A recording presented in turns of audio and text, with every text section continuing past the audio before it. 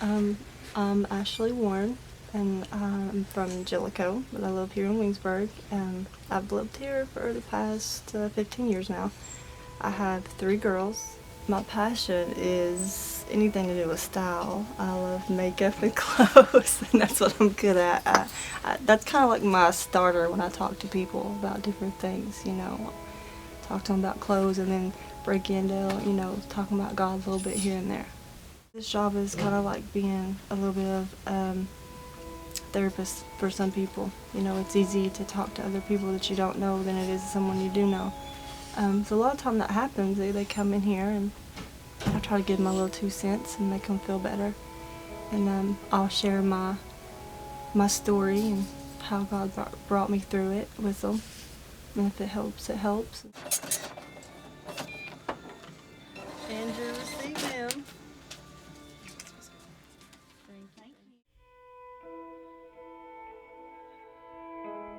What I had planned for me and my kids. That wasn't the road that I was on. And,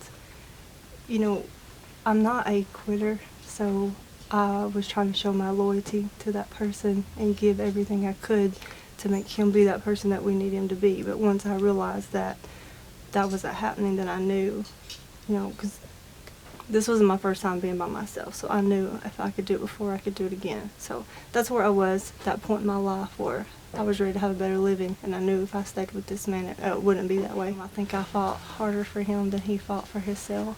We had a child together, so, that was a big part. I wanted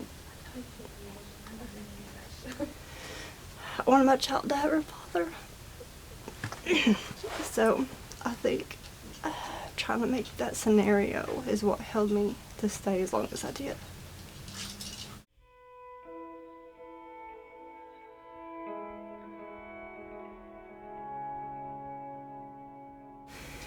Because it was kind of at that point where I was refusing to take his calls because of the threats and stuff. And so I was taking him back to where he was staying, and that's kind of how it happened. He wouldn't let me out, and it just kind of escalated from there. We continued to fight because he wanted his family back, but in the sense that what he wanted was not a real life, and that's what I was trying to get him to see, that it's kind of like that thin line between love and hate, and we hated each other, but we loved each other at the same time. But once he's seen that he wasn't convincing me to stay, then it escalated into the fighting.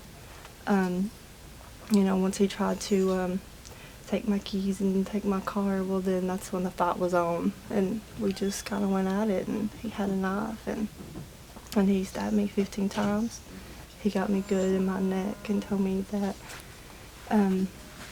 if I couldn't have you, that nobody will have you. Once it was all said and done, he was charged with 2 different charges. The first one was an assault charge, and then the second one was an attempted murder charge. And that would have been 30 years, but now he did appeal one of the charges, so one of them did get dropped, so he did keep the attempted murder charge for the 20 years at 85%.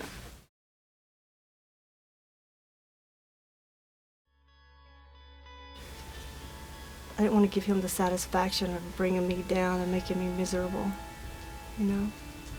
So that was a push too, letting him know that, he might have knocked me down, but I got right back up. I didn't run and call the cops every time something happened. I was scared of that.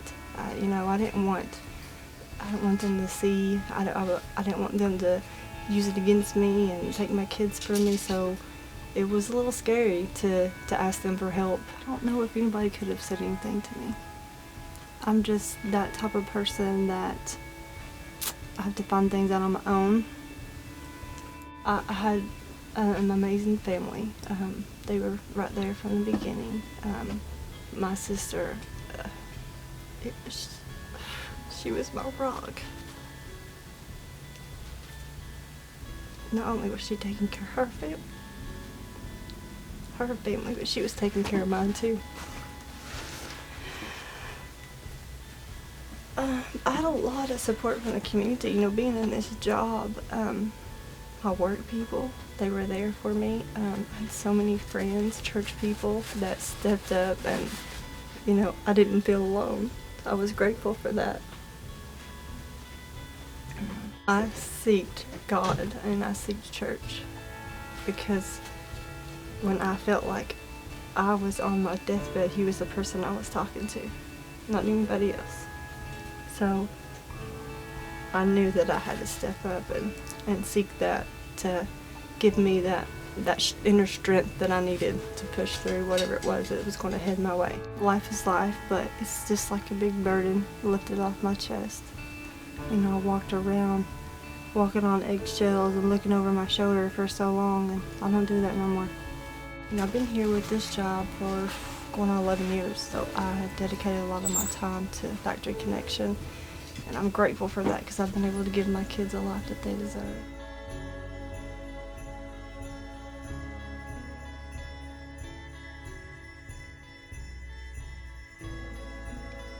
Sometimes I wonder about your true intentions. What was your purpose? What was your mission? Was it just a test to make me stronger? Did you think all the hate would make me love you longer? It's sad to think I wasted so much time searching for something that I would never find. It happened so fast, kind of like a race. Finally, the sheepskin came off and the wolf showed his face. In one violent motion, the hammer came down, but a helpless lamb was not what he found. I will live like no other, a sister, a daughter, a fighter, a mother. Just when you thought I couldn't take any more, I was thinking of the 3 angels that make up my core. All the pain again and again, 3 little reasons why I had to win. Victim, yes. Poor woman, no. I stand tall and let my spirit grow. Now I sit in a much better place. No hate in my life, not even a trace. What I'm trying to say is you must be strong. The bad things are bad, but they don't last long.